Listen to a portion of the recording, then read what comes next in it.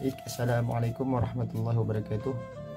Alhamdulillahirabbil alamin wassalatu wassalamu ala asyrafil anbiya'i wal mursalin sayyidina wa maulana Muhammadin wa ala alihi wa sahbihi ajma'in, amma ba'd. Perkenalkan, nama saya Abdus Salam dengan NPM 18124420. Di sini saya akan membahas mengenai konsep Islam dalam pengembangan sumber daya manusia dalam mata kuliah Kapita Selekta Pendidikan Islam yang dibimbing oleh Ibu dosen Ibu Mardiah Agustina STHE MPDE. Baik, langsung saja kita memasuki kepada pembahasan mengenai konsep Islam dalam pengembangan sumber daya manusia. Yang pertama, manusia merupakan makhluk yang memiliki kemampuan istimewa dan menempatkan kedudukan tertinggi di antara makhluk lainnya, yakni menjadi khalifah atau wakil Tuhan di muka bumi, sebagaimana disebutkan dalam Quran Surah Al-Baqarah ayat 30 yang bunyinya a'udzubillahi minasyaitonirrajim wa idz qala rabbuka lil malaikati inni ja'ilun fil ardi khalifah qalu ataj'alu fiha man yufsidu fiha wa yasfiku dima wa nahnu nusabbihu bihamdika wa nuqaddisu lak qala inni a'lamu ma la ta'lamun. Nah, yang kita garis bawahi di sini adalah inni ja'ilun fil ardi khalifah, yang artinya sesungguhnya aku hendak menjadikan seorang khalifah di muka bumi. Nah, lalu ayat di atas dipertegas lagi dengan ayat yang lainnya yang terdapat dalam Quran Surah Al-An'am ayat 165 yang bunyinya a'udzubillahi minasyaitonirrajim wa huwal ladzi ja'alakum khala'ifal ardi wa rafa'a ba'dakum fawqa ba'din darajatin liyabluwakum fima atakum inna rabbaka sari'ul iqab wa innahu laghafurur rahim, yang artinya wallahu alam, dan dialah yang menjadikan kamu penguasa di muka bumi, dan dia meninggikan sebagian kamu atas sebagian yang lainnya beberapa derajat untuk mengujimu tentang apa yang diberikannya kepadamu.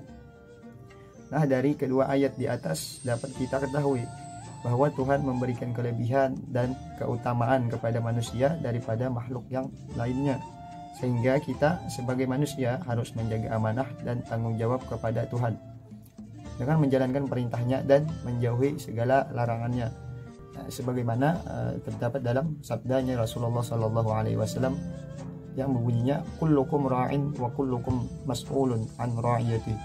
Artinya, setiap kalian adalah pemimpin dan setiap kalian akan bertanggung jawab dengan apa yang kalian pimpin. Dalam hadis lainnya, sebagaimana sabda Rasulullah Shallallahu Alaihi Wasallam, ma min 'abdin istara'ahu Allahu ra'iyah falam yakhutha binasihatin illa lam yajid raihatal jannah, yang artinya tidaklah ada seorang hamba yang diberikan amanat kepemimpinan oleh Allah kemudian dia tidak meletakkan sesuai dengan nasihat Allah, kecuali dia tidak akan mendapatkan baunya surga. Maka jelaslah konsep Islam menempatkan manusia sebagai khalifatullah fil ardh atau wakilnya Allah di bumi ini, yang bertugas memakmurkan bumi dan diberi amanah untuk mengajak sumber daya manusianya agar mengabdi kepada Tuhan dan memanfaatkan sebaik mungkin potensi dan kelebihan yang telah dianugerahkan oleh Tuhan kepada manusia. Dari situ lahir lagi konsep Islam dalam mengembangkan potensi manusia, salah satunya menanamkan nilai-nilai kejujuran sebagaimana terdapat dalam Quran Surah At-Taubah ayat 119 yang bunyinya a'udzubillahi minasyaitonirrajim ya ayyuhalladzina amanu taqullaha wa kunu ma'as shadiqin. Artinya wallahu alam, hai orang-orang yang beriman, bertakwalah kepada Allah dan hendaklah kamu bersama orang-orang yang benar.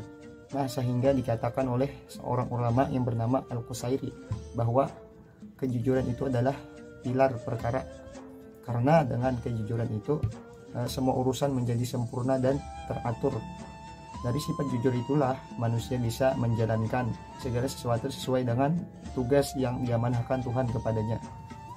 Dan dalam konsep Islam yang lainnya, Tuhan menciptakan manusia dengan tujuan yang sangat mulia dan sangat agung, yaitu untuk menjadikan manusia itu tunduk dan patuh kepadanya.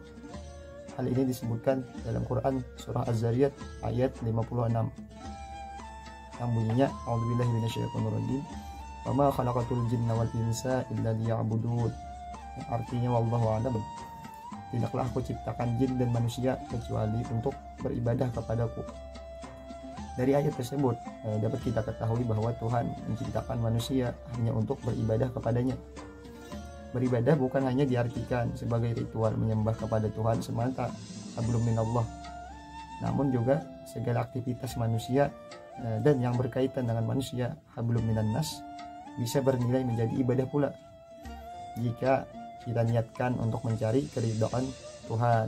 Nah, karena orientasi manusia adalah untuk mengenal dan mendekatkan diri kepada Tuhan, maka manusia diberilah akal untuk berpikir. Nah, dari sini lahir lagi konsep Islam dalam mengembangkan potensi manusia, salah satunya memerintahkan manusia untuk berpikir sebagaimana dalam Al-Quran surah Yunus ayat 101 yang bunyinya a'udzubillahi minasyaitonirrajim qul inzuru madza fis samawati wal ardh. Nah, artinya wallahu alam, katakanlah perhatikan apa yang ada di langit dan di bumi. Dari ayat tersebut Tuhan menyuruh manusia agar memperhatikan dan memikirkan segala apa yang ada di langit dan di bumi, agar manusia bisa mengambil pelajaran yang tersimpan di balik semua rahasia dan ciptaan Tuhan. Nah, jadi kesimpulannya, konsep Islam terhadap pengembangan sumber daya manusia, yaitu Islam menempatkan manusia sebagai khalifatullah fil ardh, sebagai wakilnya Allah di bumi, dan Islam juga menginginkan agar manusia itu tunduk dan patuh terhadap apa yang diperintahkan dan menjauhi segala apa yang dilarang oleh Tuhan. Islam juga berusaha mengembangkan potensi manusia. Nah, di antaranya yang telah saya sebutkan tadi ialah menanamkan nilai-nilai kejujuran dan menyuruh agar manusia menggunakan akalnya untuk berpikir. Nah, mungkin hanya ini yang dapat saya sampaikan. Mohon maaf bila terdapat banyak kekurangan ataupun kesalahan dalam penyampaian. Wallahul muwaffiq ila aqwamit thoriq. Wassalamualaikum warahmatullahi wabarakatuh.